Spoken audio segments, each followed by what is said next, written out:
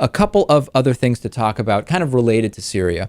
Here's an epic Fox News instance of hypocrisy. We're all familiar with Judge Andrew Napolitano from Fox News. Lewis, you're of course familiar with him. And Addicting Info has a really great write-up about the total hypocrisy, how initially Judge Andrew Napolitano was angry that President Obama absolutely needs to demand congressional approval. And now that President Obama is asking for congressional approval for Syria strikes, Andrew Napolitano now can't imagine why President Obama would do that. I absolutely love this. Let's start with this. This is back a couple of years ago when President Obama was considering military action in Libya without consulting Congress. Here's what Judge Andrew Napolitano had to say there.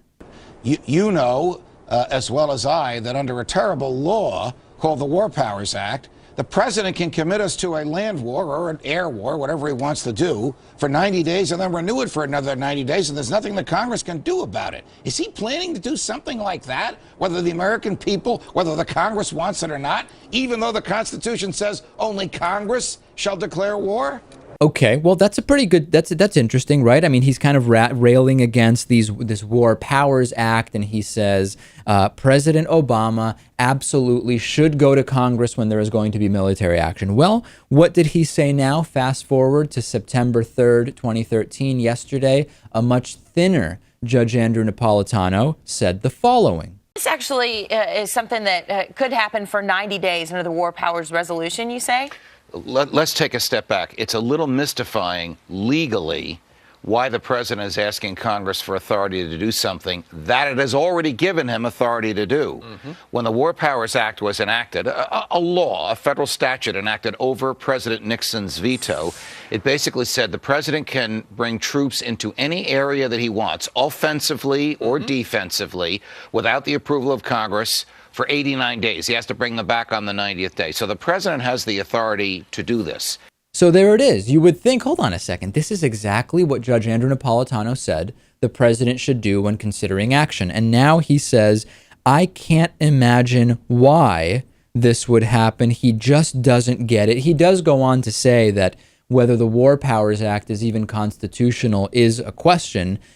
This is apparently considered political analysis. 2 years ago, the big thing was President Obama is ignoring the Constitution and he absolutely needs to get approval from Congress. Now that President Obama is doing that, the exact same judge just doesn't understand why President Obama would do that.